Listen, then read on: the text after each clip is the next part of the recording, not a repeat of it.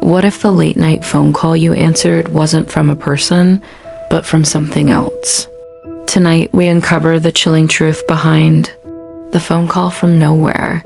A story so disturbing, you'll never look at a ringing phone the same way again. The question is, can you handle what's waiting on the other end? It was close to midnight when the first call came through. The city outside was silent, the kind of silence that presses on your ears and makes even the ticking of a clock sound unnaturally loud. Samantha Hall sat curled on her couch, scrolling aimlessly through her phone. She wasn't expecting anyone to call at that hour.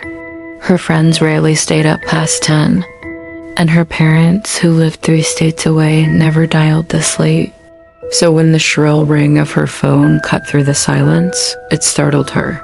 She jumped, nearly spilling the half-empty glass of wine she was holding. The screen lit up, glowing bright against the dim apartment. Unknown number, no location. No digits she recognized, just the word unknown. She hesitated. Most people would have ignored it, maybe even silenced the ringer, but something in the stillness of that moment compelled her thumb to swipe across the screen. Hello. Her voice came out softer than she intended, almost careful. There was no response. Just a faint static, like the low hiss of an old radio stuck between channels. Hello? She tried again, this time sharper. That's when she heard it. A whisper, so faint it could have been her imagination. The sound was grainy, distant, buried deep in the static. But it carried her name, Samantha.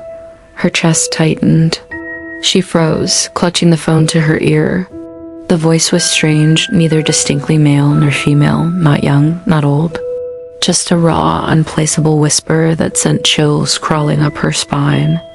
She pulled the phone away and stared at the screen. The call was still active. The seconds ticked on. Who is this? She demanded, forcing her voice steady. The whisper came again, broken by crackling static. You shouldn't have answered. And then silence. The call ended abruptly, the screen fading back to black. Samantha sat there, frozen, the quiet hum of her refrigerator suddenly far too loud. It had to be a prank. Someone spoofing a number, some idiot with too much time on their hands. But the way the voice said her name, didn't feel like a joke. It felt deliberate, personal. She tried to shake it off. It was just a phone call. Just a wrong number. She turned off the lamp, set her phone face down on the coffee table, and went to bed. But sleep never came easy after that. At exactly 12:03 m.m., her phone rang again. This time she didn't answer. She lay still in bed, eyes wide in the dark, staring at the screen as it lit up her nightstand. Unknown number. Her pulse quickened. The ringtone seemed louder, harsher, filling the entire apartment. She reached out with a trembling hand and silenced it. The relief was short-lived, because seconds later, it rang again. Unknown number, and again, unknown number. She turned the phone off completely, shoved it under her pillow, and tried to breathe. The ringing had stopped, but her heart still pounded in her ears. Sleep finally dragged her under some time after 3. The next morning, she woke to sunlight spilling across her bedroom floor. For a moment, she convinced herself it had all been a dream, a strange, unsettling dream, but nothing more. Until she checked her phone. 27 missed calls. All from unknown number. All at 12:03 a.m. Stomach turned cold. She scrolled through the call log, the endless repetition of the word unknown making her skin crawl. Trying to laugh it off, she muttered to herself, it's just a glitch. Phones do weird things, but deep down, she knew better. That night, she tried to prepare. She kept the lights on, turned the TV volume up, and poured herself another glass of wine. Midnight came, and with it, a heavy, pressing silence that seemed to swallow the world outside her apartment walls. At 12:03 a.m., her phone lit up again. Her breath caught. It rang once, twice, 3 times. And against all reason, against every instinct screaming at her not to. Samantha answered. Hello? The static was there again, harsher this time, filling her ear like a rushing tide. For a moment, it was all she heard, until the whisper cut through it. We see you. Her blood ran cold. The phone slipped from her fingers, landing hard on the couch cushion. The call stayed connected, the voice still bleeding through the speaker. Don't hang up. Her trembling hand reached for the phone, but before she could touch it, something else happened. A loud knock echoed from her front door. 1, 2, 3 knocks. Slow, deliberate. She froze. The phone hissed in her hand, the whisper growing clearer. It's already here.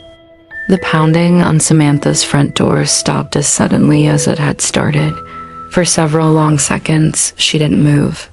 The phone was still buzzing faintly in her trembling hand, the line filled with static. Her heart hammered against her ribs so hard she thought it might burst. Slowly, she pushed herself up from the couch. Who's there? She called, her voice quivering. Silence. Not a shuffle of footsteps, not a voice, just silence. She forced herself to the door, every step heavy with dread. She peeked through the peephole, her breath caught in her throat. The hallway was empty. Nothing but the flickering glow of a single light bulb swaying slightly above. Her phone crackled in her hand, and the whisper returned. You shouldn't look. She dropped the phone in panic. It landed screen first on the carpet, the glow from the call timer illuminating the shadows at her feet. For the rest of the night, Samantha didn't sleep. She left the lights on in every room, clutching a kitchen knife like a lifeline. And when dawn finally broke, painting the city in muted gold, she felt like she had survived something unspeakable. But the day brought no relief. At work, she kept checking her phone. No calls, no messages, nothing unusual. She told herself it had been a bad dream, a trick of a tired mind fueled by too much wine and too little sleep. But deep down, the unease lingered. That evening, as she unlocked the door to her apartment, something was different. She couldn't place it at first. Everything looked normal, the couch, the bookshelf, the lamp she had left on. Then she noticed the phone. She had left it charging on the coffee table that morning. Now it sat on the kitchen counter. Her stomach tightened. She lived alone. Carefully, she checked the apartment, room by room, closet, bathroom, bedroom. Nothing. But when she returned to the living room, she saw it. The lamp was off. She was certain she had left it on when she left for work. And then her phone buzzed. She froze, staring at the screen. One new voicemail. Her hands shook as she pressed play. The message was only static at first, the same rushing tide she had heard before. Then, faintly beneath it, a voice, a child's voice. Why did you open the door? Samantha dropped the phone onto the counter as if it had burned her. She stumbled back, clutching her chest, trying to steady her breathing. It had to be a prank. Someone had hacked her phone. That was the only explanation that made sense. But a sickening thought crept into her mind. What if no one touched her phone? What if it was something else? That night, the calls returned. 12:03 and right on schedule. The screen lit up again, unknown number. Her hands trembled, but this time she didn't answer. She let it ring until it stopped. Her relief lasted only a second before the phone lit up again. Unknown number. She turned the ringer off, but the ringing didn't stop. She stared in horror as the screen glowed bright, vibrating violently against the nightstand. She had muted the sound, yet she could still hear it. The piercing trill echoed through the room, bouncing off the walls, and it wasn't coming from the phone. It was coming from the apartment itself. The sound rang from the walls, from the ceiling, from everywhere at once. Her breath caught as she covered her ears, stumbling backward. And then, just as suddenly as it had started silence, her phone screen flickered and a notification appeared. Photo saved to gallery. Her blood turned to ice. She hadn't taken any photos. Hands shaking, she opened the gallery. The newest picture was black, just darkness until she brightened the screen. There, in the faint blur of the image, was her apartment, her living room, and standing in the corner, a figure, tall, shadowy, motionless. She dropped the phone, choking on her own scream. For the next few days, Samantha tried everything to make it stop. She changed her number. She bought a new phone. She even called her service provider, who insisted nothing was wrong with the line. But every night at 12:03 a.m., the calls came. Always from unknown.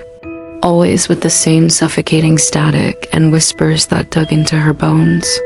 The more she ignored them, the worse it got. Objects in her apartment began to move, her keys on the floor, chairs slightly pulled out, the bathroom mirror fogged as if someone had stood there breathing. One morning, she found the words, "Answer use," scrawled across her bathroom mirror in condensation. She hadn't taken a shower. By the end of the week, Samantha was unraveling. Dark circles clung under her eyes. She jumped at every sound, every shadow. The phone never left her side, no matter how much she wanted to throw it away. Because somewhere deep inside, she knew the calls weren't just random. They wanted something from her. And she was terrified that if she didn't figure out what, they'd eventually stop calling and come knocking again. Samantha had stopped pretending her life was normal. The phone calls, the whispers, the photographs that seemed to take themselves. There was no logical explanation. She hadn't told anyone. How could she? My phone wanted to stop calling me from nowhere. Didn't it sound like a sane confession? But the weight of the nights of 12:03 a.m., arriving with inevitable terror, was breaking her. She needed answers. The idea struck her one afternoon as she sat at her desk at work, staring blankly at her computer screen. If she couldn't make the calls stop, maybe she could trace them. She wasn't particularly tech-savvy, but she remembered her coworker, James, had once bragged about hacking caller IDs for fun. Desperate, she approached him. "Hey, James," she said, forcing a shaky smile. "Weird question. Do you still know how to trace calls?" He chuckled. "What, you got a stalker?" Her throat tightened. "Something like that." James agreed to help, intrigued by the mystery. That night, Samantha handed him her phone and explained half-truths, of course. Just creepy calls at night and always unknown number. He promised to run a trace the next time it rang. When 12:03 a.m. came, Samantha sat on her couch, James hunched over his laptop, phone connected by cable. Her heart pounded as the familiar ring shattered the silence. Unknown number. "Answer it," James instructed. She hesitated, then swiped the screen. "Hello?" She whispered. Static rushed in, sharp and loud. James typed furiously, his brow furrowed. Then the voice spoke. "Samantha." James glanced up, startled. "Did that just... she..." She hissed, pressing the phone tighter to her ear. "He's still here." Her breath caught. "Who?" She demanded. "Who's here?" The line cracked and hissed before the whisper returned. The house, the fire. He never left. Samantha's pulse raced. House. Fire. What were they talking about? James slammed the laptop shut. "Okay, I got something. This number, if you can call it that, it's pinging from an old landline. Abandoned. It's not supposed to even be active. Where?" He hesitated. "An address about 20 minutes from here, outside town." The next day, Samantha drove there. The road was long and cracked, weaving into the woods.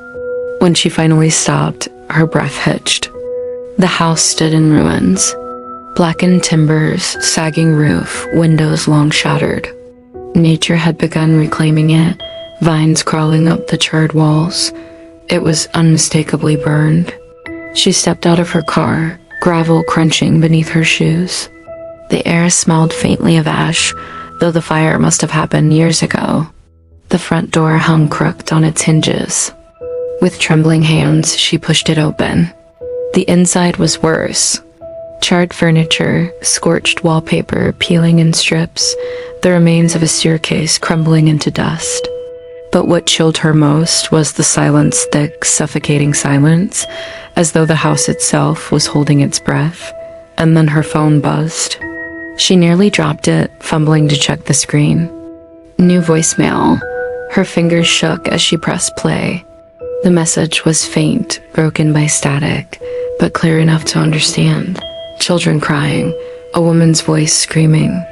And over it all, a man shouting, his voice twisted with rage. "You'll never leave me, never." Samantha's knees buckled. She stumbled backward, the phone slipping from her grasp and landing on the scorched floor. The recording kept playing, echoing in the ruined house like ghosts trapped in a loop. The crying, the screaming, the fire crackling, and then silence. Heart racing, Samantha retrieved her phone and ran outside, gulping the cold air as though she'd been drowning. She didn't sleep that night. She couldn't. Instead, she researched local archives, old news articles. She searched the address James had given her, and she found it. 15 years ago, a fire had consumed the house. The report was brief, clinical, but horrifying. A man named Thomas Riker had set the blaze after a violent domestic dispute. His wife and 2 children had died inside. His body was never recovered. Samantha sat frozen, staring at the faded newspaper clipping. The whispers. The fire. He never left. Her stomach churned. Was Thomas Riker still in that house? Not alive, but something else. She slammed her laptop shut. And that's when her phone rang. 12:03 a.m. The screen glowed. Unknown number. Hands trembling, she answered. "Hello." The static was deafening. Then, through the rush of white noise, she heard them. Children's voices, crying, begging. "Help us. It burns. Don't leave us here."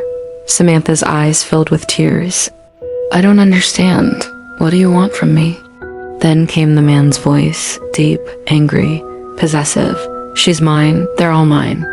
The phone slipped from her hand. The voice roared from the speaker, shaking the air around her apartment. "And now, you're too." The line went dead. Samantha sat paralyzed in the glow of her phone, the truth settling over her like ice. These weren't just calls. They were voices of the past. And now they had found her. The nights were no longer quiet. Samantha's apartment had become a cage of whispers, every shadow heavy with presence, every creak of the floorboards reminding her she was not alone. It didn't matter if her phone was on or off.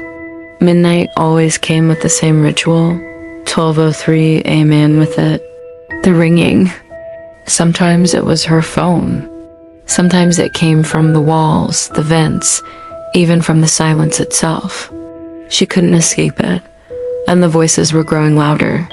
The 4th night after she discovered the story of Thomas Riker, Samantha sat in her living room, phone clutched in her hand like a weapon. She told herself she wouldn't answer, not tonight. But at exactly 12:03, the screen lit up. Unknown number. Her thumb hovered over the screen. Her chest rose and fell in shallow breaths. It rang once, twice, then it stopped. Her relief was brief, because a voice whispered from the speaker, even without the call being answered. "You can't ignore us." The phone vibrated violently, skidding across the coffee table. Samantha scrambled back, her eyes wide with terror. The device lay there, screen glowing unnaturally bright, as though something on the other side was straining to break through. She grabbed it, meaning to throw it, smash it, anything. But before she could, the call connected on its own.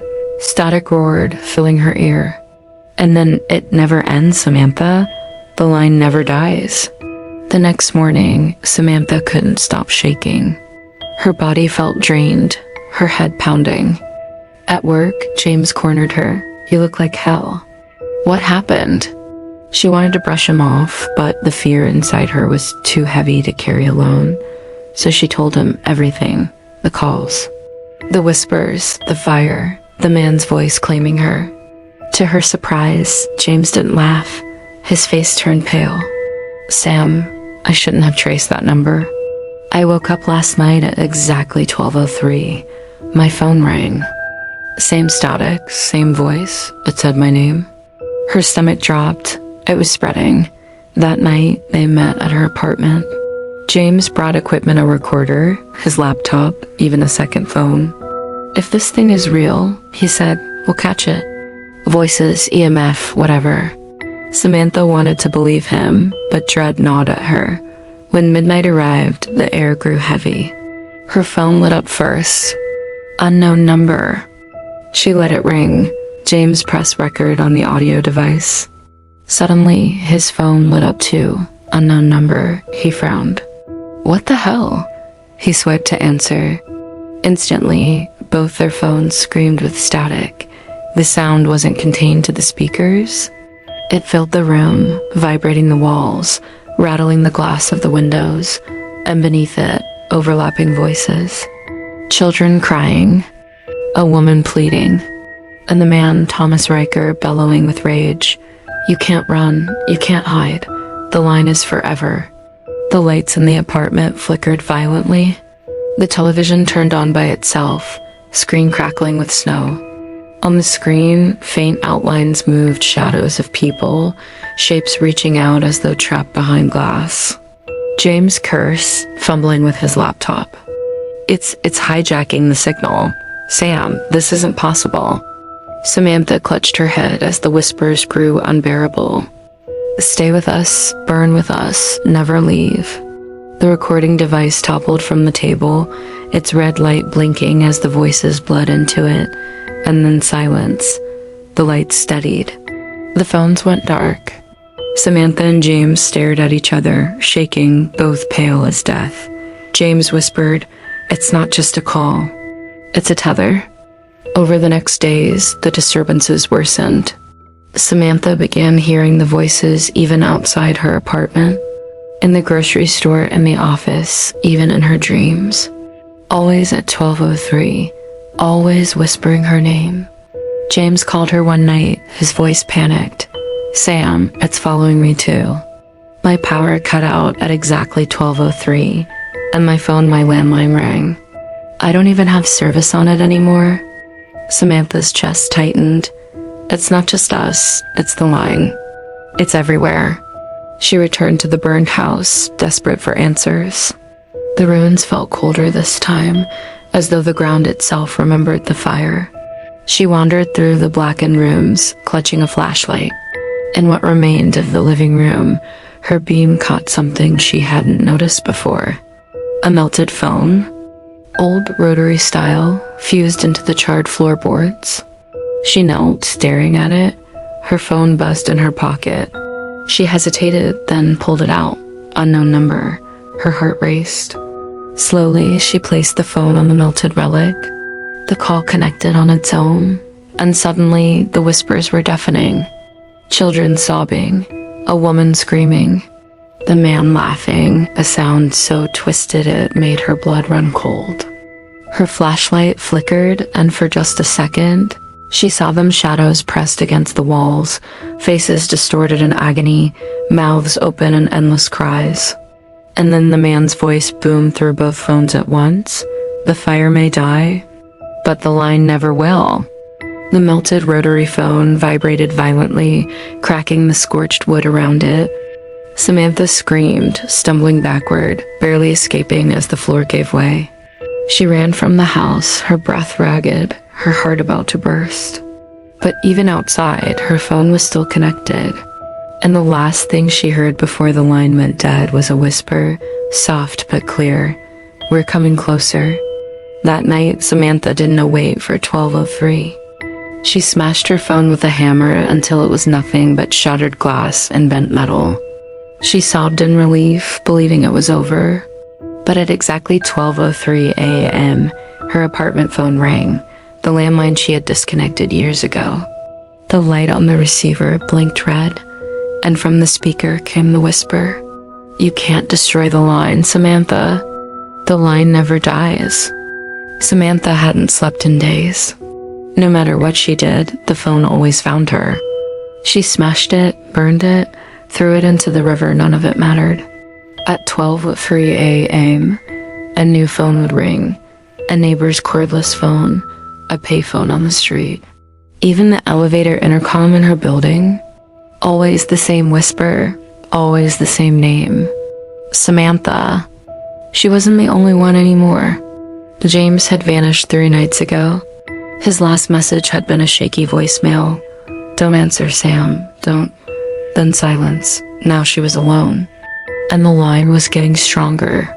That night, Samantha sat in her apartment surrounded by every phone she could find, her destroyed cell. An old flip phone, her disconnected landline, even a burner she had bought hours earlier. She wanted to prove something to herself, that she wasn't insane, that it was real. At 12:03, every single one lit up, all at once. Her stomach lurched as the chorus of rings filled the room, overlapping like a choir of dying voices. She clutched her head, trembling, then silence. Every screen went black, except one. The old flip phone glowed, its screen displaying 2 words, "Answer me." Her breath caught. The room seemed to lean toward her, as if reality itself was holding its breath. She reached for the phone with a shaking hand, her finger hovering over the green button. "Don't," her mind screamed. "Do it," whispered the air around her. And against every instinct, she pressed answer. The sound that greeted her wasn't static this time. It was breathing, slow, ragged, wet. Her voice cracked. "Who are you?" A pause, then a deep, gravelly tone. "You know who I am." She shook her head violently. No, I don't. Leave me alone." The voice laughed, a horrible, broken sound. "I was the first to burn, the first to call, and now I will be the last." The air around her grew heavy, pressing in like a weight. The temperature dropped, her breath visible in the dark. "Why me?" she begged. The voice hissed, "Because you answered." The lights flickered violently, plunging her apartment into strobe-like flashes, and in each flash, Samantha saw them faces in the dark. Dozens of them, men, women, children, their mouths wide open in screams she couldn't hear. And at the center of them all, a figure. Charred skin, hollow eyes glowing like embers. His jaw hung at an unnatural angle, teeth blackened. Thomas Riker. He stepped closer with each flicker, as though the phone was a doorway he could walk through. Samantha dropped the device, screaming, but the voice didn't stop. It spilled from every speaker in the room, the smashed cell phone, the dead landline, even her laptop. "You opened the line. Now you belong to it." Desperate, she fled the apartment, but the ringing followed her.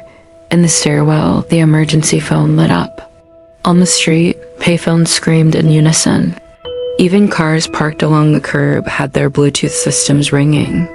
The world had become a chorus of unanswered calls. She ran until her lungs burned, until her legs buckled beneath her. Collapsing against a street lamp, she sobbed. And then a phone booth across the street lit up. Its glass walls glowed with an unnatural pale light.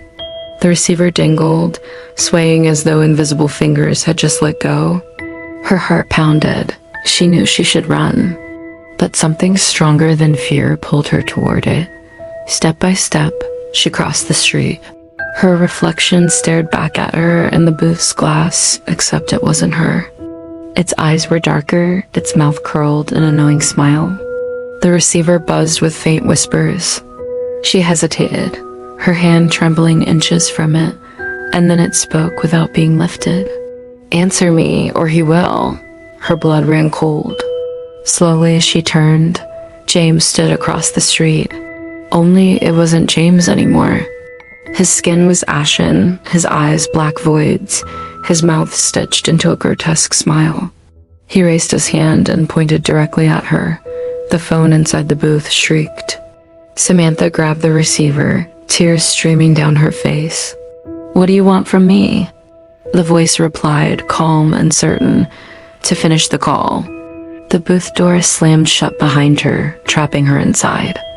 The glass walls turned black, cutting her off from the world outside. She was alone with the voice. The line crackled. Then, one by one, other voices joined in, children wailing, women screaming, men chanting, 1,000 souls bleeding through the line. Samantha covered her ears, but the sound wasn't in her ears anymore. It was in her head. She screamed, but her voice was swallowed by the static. And then the whisper came, softer than ever, right against her skin. Next time, you won't hang up. The booth went dark. When it lit again, Samantha was gone. The receiver hung quietly, swaying. And at 12:03, it began to ring again. The booth was silent.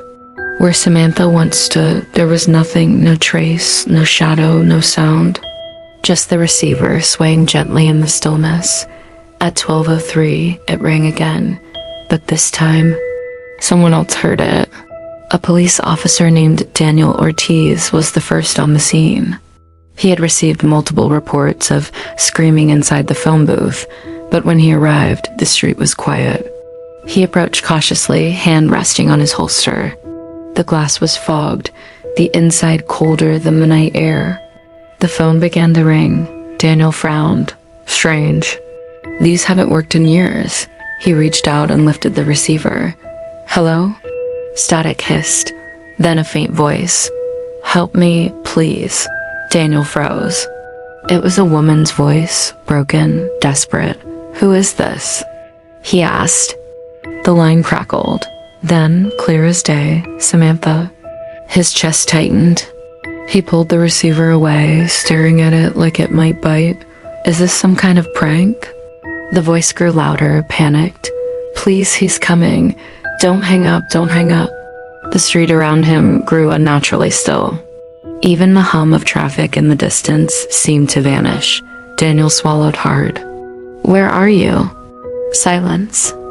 Then another voice joined the line, deep, broken, familiar to anyone who had listened long enough. She belongs to the line. And so will you. The static surged, exploding in Daniel's ear. He dropped the receiver, staggering back. The booth lights flickered violently, shadows twisting on the glass. For just a moment, he swore he saw her Samantha pounding on the inside of the glass, her mouth open in a scream. And behind her, a figure, charred, grinning, eyes burning like coals. Thomas Riker. The booth went dark again. Over the next weeks, reports spread. A missing woman, strange disturbances at midnight, phones ringing across the city with no caller ID. Some people claimed they answered, only to hear faint static. Others swore they heard their own names whispered back to them.